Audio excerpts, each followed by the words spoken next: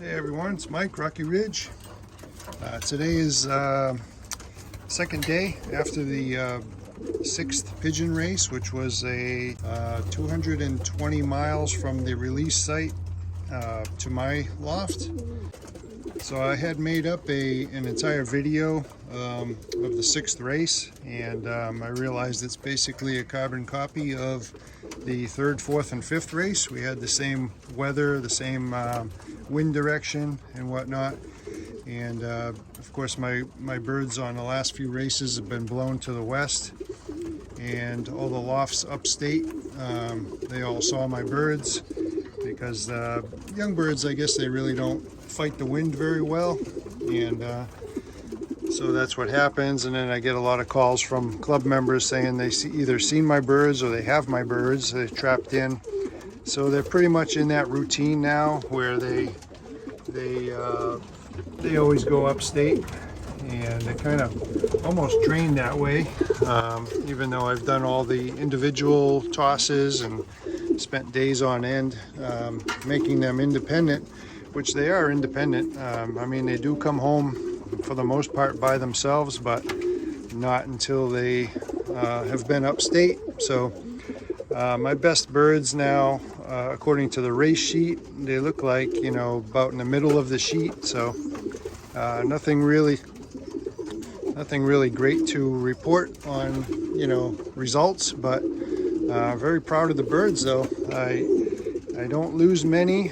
I'm still missing 4 from the race, but it's kind of my fault. The 4 that I'm missing came home only a few days ago. For that reason, they just weren't ready. You know, they were kind of skinny and stuff.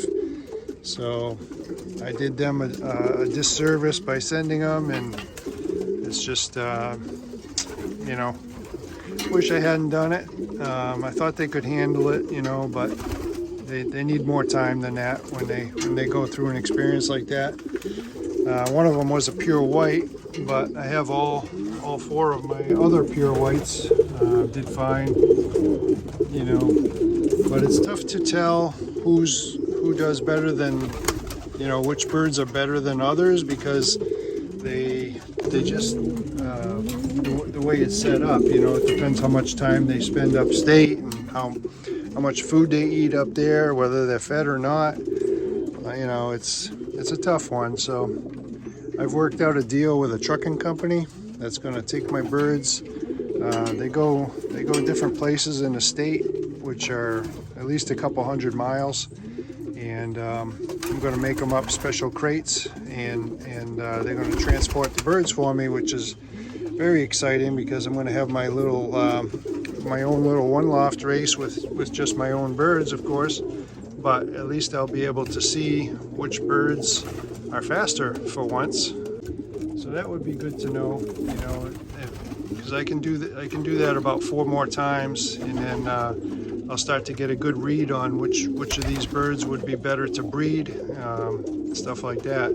I'm going to be making up those crates. I'll probably do a video on the crates. The other exciting thing that's happening is I'm in the midst of a deal with a GPS tracker company that I'll be able to put trackers on these birds, and when they get home I can take the tracker and download the information, and it'll put it all on a map for me, telling me everywhere they've been, the height that they travel, the speed that they travel, all that kind of thing. So I'll have some real good usable data to analyze the birds.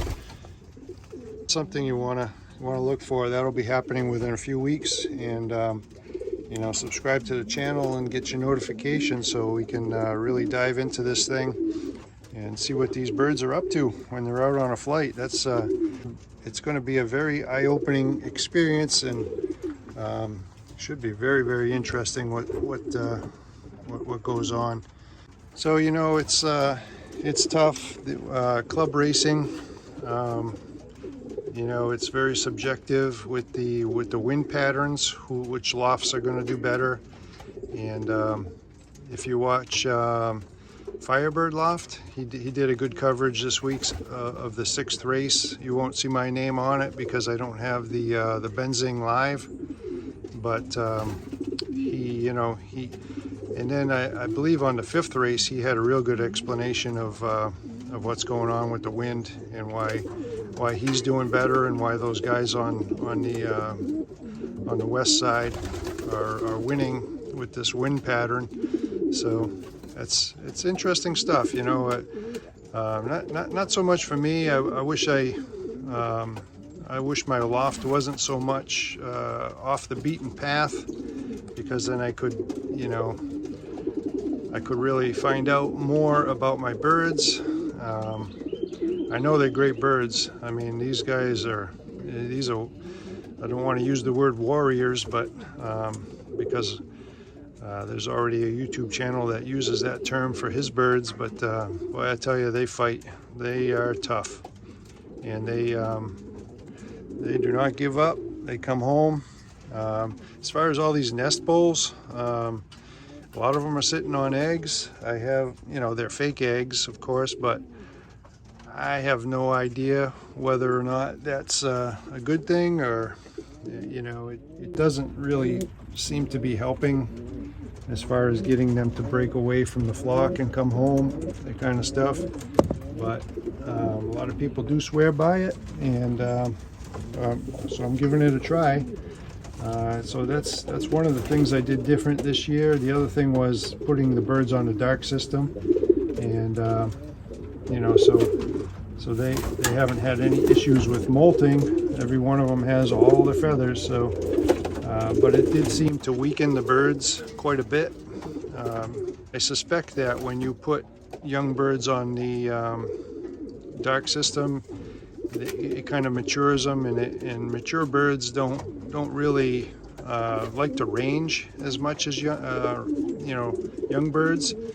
And not only that, I know that they're more mature because they all laid eggs, and that didn't happen last year. I only had one or two that laid eggs. So anyway, I just got this big guy back. That's a Hofkin, and there's another one in here. So those two Hofkins are doing really well. I got all my black eagles back except for the one that I shouldn't have sent. Like I said, I got all my whites back except for one. Just getting them back is kind of showing me something. If the wind pattern is the same next week, I may put all of my birds in the A race just to see if I can possibly get a little bit of pull coming to my loft. It's either that, or I may not send them at all, because it's going to be a 300-mile race, and if they're getting pushed to the west, I think I probably would have some serious losses. So I'm going to have to play that by ear. And but anyway, thanks for watching, everybody. Please subscribe, and we got some good stuff coming. Take care.